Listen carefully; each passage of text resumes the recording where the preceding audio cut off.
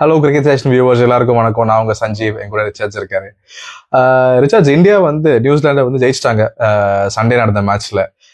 அடுத்து ஒரு நாள் தான் கேப்பு. திரும்ப வந்து அதே ஸ்டேடியம்ல ஆஸ்திரேலியாவோட ஃபர்ஸ்ட் செமிஃபைனல். பேச வேண்டிய விஷயங்கள் நிறைய இருக்கு. டீம் லைனப் எப்படி இருக்கும், அன்னைக்கும் நம்ம கண்டிஷன்ஸ் இதே மாதிரி தான் இருக்குமா? பட் நான் முக்கியமா உங்ககிட்ட வைக்க வேண்டிய கேள்வி என்னன்னா வந்து இந்தியாவோட 11 நியூசிலாண்டோட விளையாடினா அதே 11ஓட தான் போவாங்களா? ஏன்னா ஒரு ஃபாஸ்ட் பவுலரை வெளில உட்கார வச்சுட்டாங்க, ஹர்ஷித் ராணாவை.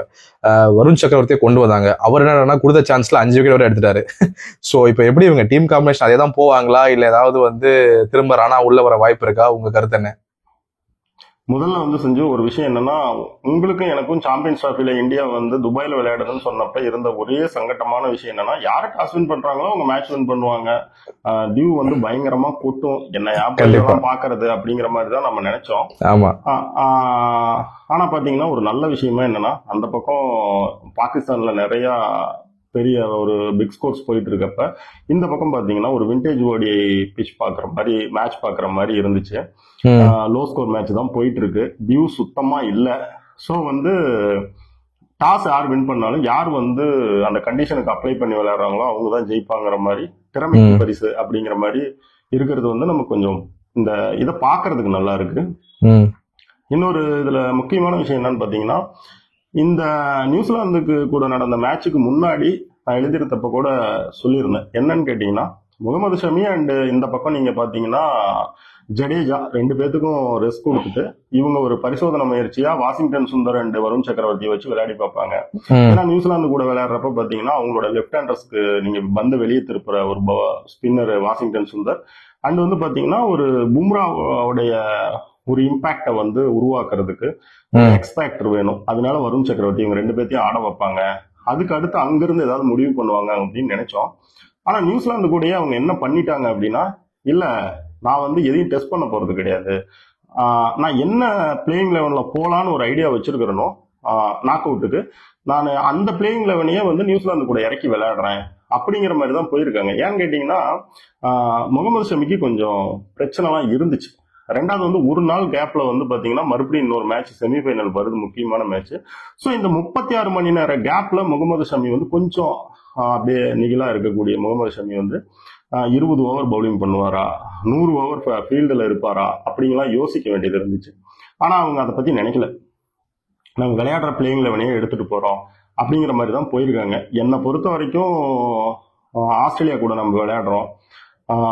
ஆஸ்திரேலியாவில் வந்து இந்த மாதிரி ஒரு சூழ்நிலையில வந்து ஒரு பயங்கரமா டேக்கிள் பண்ணி விளையாடுற அளவுக்கு அவங்க கிடையாதுன்னு நான் நம்புறேன். ஏன்னா ஸ்பின்ன நல்லா விளையாடுற லபுஷேனோ அண்ட் ஸ்மித்தோ கூட நீங்க எடுத்துக்கிட்டீங்கன்னா ஜடேஜாவுக்கும் அவங்களுக்கும் எவ்வளவு 7ஆம் பொருத்தம் நம்ம இது வரைக்கும் பார்த்துருக்கோம். பெருசா ஒன்றும் ஜடேஜா கிட்ட வந்து ஸ்மித்துக்குலாம் ஒன்றும் கிடையாது.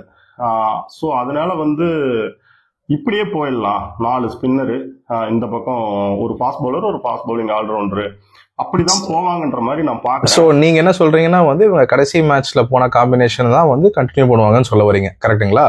ஆமா, நியூசிலாந்து கூட போனதே தான் போறதுக்கு அதிகபட்ச வாய்ப்புகள் இருக்குது. எனக்கு வந்து இதுல வந்து இன்னும் ஒரு சின்ன கேள்வி இருக்கு. இப்போ நான் ஆல்ரெடி சொன்ன மாதிரி நீங்க ரெஸ்ட் கொடுக்கணும் அப்படின்லாம் நீங்க எழுதலாம் சொன்னீங்க, அது ஒரு பக்கம் இருக்கட்டும். ஒருவேளை இவங்க வந்து அந்த ஒரு வருண் சக்கரவர்த்தி வந்து எக்ஸ்பெக்டரா கொடுக்கறது ஒரு பக்கம் இருக்கட்டும். ஆனா பொதுவாவே எனக்கு வந்து இது சின்ன டோர்னமெண்ட் தான், 5 மேட்ச் தான் மொத்தமாவே. ஸோ டீம் காம்பினேஷனை வந்து முடிஞ்ச வரைக்கும் கலைக்காம இருக்கணும்னு நினைக்கிறாங்கன்னு நம்ம எடுத்துக்கலாமா? இல்ல, டீம் காம்பினேஷனையும் கலைச்சு தானே இருக்காங்க. வருண் சக்கரவர்த்தி உள்ள வந்ததே டீம் காம்பினேஷனை கழிச்சதுதான். நான் வந்து இதே பிளேயிங் லெவன்ல போலாம், அப்படி போற பிளேயிங் லெவன் வந்து விளையாண்டா எப்படி இருக்கும்னு நான் இங்க ஒரு மேட்ச்ல வெளியே பிரச்சனை இல்லாத மேட்ச்ல பாத்துக்கிறேன் அப்படின்னு பாத்துருக்காங்க அப்படின்னு தோணுது. ஒன்ஸ் வந்து இவங்க எந்த இடத்துலயாவது இன்னைக்கு வந்து ஃபீல்டுல கொஞ்சம் ஹர்திக் பாண்டியா வந்து கொஞ்சம் அப்படியே சங்குனாரு, ஆம்ஸ்டிங் இருக்கிற மாதிரி காட்டினாரு. அதனால ஏதாவது சரி இருக்கிற அந்த ஒரு பவுலருக்கும் ஏதாவது பிரச்சனை வந்துருச்சுன்னா என்ன பண்றது? ஏன்னா 2 ஃபாஸ்ட் பவுலரோட போறப்போ ஒரு ஃபாஸ்ட் பவுலருக்கு இன்ஜூரினா கதை முடிஞ்சுது.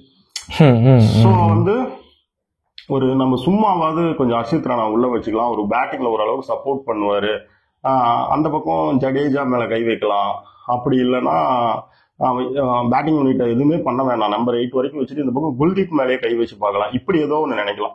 அதாவது ஒன்ஸ் உங்களுக்கு அந்த பக்கம் ஹர்ஷித் ராணா மிடில் ஓவர்ஸ்க்காக உள்ள கொண்டு வரப்பட்டாலும், தேர்ட் சீமரா செகண்ட் சீமரா கொண்டு வரப்பட்டாலுமே குல்தீப் இல்ல ஜடேஜா இவங்க 2 பேர்த்துல யார் மேலேதான் கை வைப்பாங்க. என்ன பொறுத்த வரைக்கும் பாத்தீங்கன்னா இதே பிளேயிங் லெவனோட போறதுக்கு அதிகபட்ச வாய்ப்புகள் இருக்குது அப்படின்னு நான் நினைக்கிறேன். ஓகே ஓகே, நம்ம இந்தியா பத்தி பார்த்தோம் ரிச்சர்ட்ஸ். இப்போ அடுத்து ஆஸ்திரேலியாவுக்கு போயிடலாம். அவங்க எந்த மாதிரி லைனப்ல போவாங்கன்னு நினைக்கிறீங்க? அவங்களும் கடைசியா விளையாடின அந்த லாஸ்ட் லீக் மேட்சோட லைனப்ல தான் போவாங்கன்னு நினைக்கிறீங்களா, இல்லை ஏதாவது சேஞ்சஸ் எதிர்பார்க்கலாமா? அந்த லாஸ்ட் மேட்ச்ல வந்து பாத்தீங்கன்னா மேத்யூ ஷாட் அவங்களோட ஓப்பனர் வந்து பாத்தீங்கன்னா நல்ல ஒரு இதுல இல்ல, ஓகேங்களா. ரெண்டாவது பாத்தீங்கன்னா 7 ஓவர் வந்து அவர் பவுல் பண்ணியிருந்தாரு. ஒரு 21 ரன்னோ என்னமோ 24 21 ரன்னோ தான் ஆப்கானிஸ்தான் கூட கொடுத்திருந்தாரு. அவருக்கு வந்து கொஞ்சம் பிரச்சனை இருக்குது. அவர் வந்து செமியில விளையாடுறது ரொம்ப கஷ்டம், விளையாட மாட்டார் அப்படிங்கிற மாதிரி தான் ஸ்மித் சொல்லியிருந்தாரு. ஸோ அந்த வகையில நீங்க பாக்குறப்ப ஜாக் பிரேசன் மெக்கருக்கு தான் ஓப்பனரா வர்றதுக்கான சான்சஸ் இருக்கு.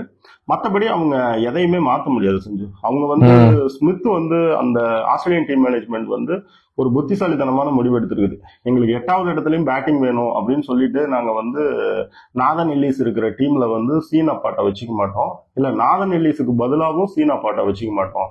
அதாவது எங்களுக்கு ஒரு ப்ராப்பர் பவுலிங் யூனிட் வேணும் அப்படின்னு நினைக்கிறாங்க. ஏன்னா ஒரு கரெக்டான 5 பவுலர் இல்லாம நீங்க போய் கேம்குள்ள போக முடியாது. இன்னொன்னு அந்த பக்கம் நீங்க திரும்பி பாத்தீங்க அப்படின்னா அவங்க கிட்ட இருக்கிறதே வந்து பாத்தீங்கன்னா 4 பவுலர் தான். மேக்ஸ்வெல், மேத்யூ ஷாட் இவங்க ஏதாவது கம்பைன் பண்ணி உள்ள போட்டு தான் அந்த 50வது ஓவரையும் முடிக்க வேண்டிய கட்டாயத்தில் இருக்காங்க. ஸோ அவங்களுடைய பவுலிங் யூனிட்ல பெரிய சேஞ்சஸ் வர்றதுக்கான வாய்ப்புகள்லாம் எதுவும் கிடையாது. இப்போதைக்கு இந்தியாவுக்கு ஒரு நல்ல விஷயம் என்னன்னா மேத்யூ ஷாட் இல்லாததுனால மேக்ஸ்வெல்லுக்கு வந்து ஏதாவது சப்போர்ட் பண்ணும் பவுலிங்ல அப்படின்னா டிராவி செட் உள்ள வந்து ஏதாவது ஒரு 2-3 ஓவர் சப்போர்ட் பண்ணாதான் உண்டு. அது வந்து ஒரு லாஸ், அவங்களுக்கு லாஸ், இந்தியாவுக்கு வந்து ஒரு லாபம். மேத்யூ ஷாட்டுக்கு பதிலா அவங்களுக்கு வந்து ஜாக் பிரேசன் மெக்கருக்கு உள்ள வருவாரு.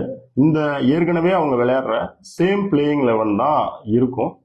Okay okay Richards, fine. நீங்கள் டீமையும் வந்து அனலைஸ் பண்ணிட்டீங்க, 11 எப்படி இருக்குன்னு கெஸ் பண்ணிட்டீங்க. அடுத்து நம்ம வழக்கமாக ப்ரிவியூவில் பண்ணுறது தான் ப்ரெடிக்ஷன்ஸ். நீங்கள் சொல்கிறத வச்சு பார்க்கும்போது இந்தியாவுக்கு தான் அப்பர் ஹேட்னு தெரிஞ்சுக்கலாமா? உங்களோட ப்ரெடிக்ஷன் வந்து இந்தியாவை நோக்கி தான் போகுதுன்னு புரிஞ்சுக்கலாமா? என்னை பொறுத்த வரைக்குமே என்னன்னு கேட்டீங்கன்னா இவங்க வந்து 3 ஃபாஸ்ட் பவுலர் 3 ஸ்பின்னர்னு போனா கூட வருண் சக்கரவர்த்தி, குல்தீப் ஒரே பிளேயிங் லெவல்ல இருக்கிறது வந்து 99% வந்து உறுதி, ஓகேங்களா.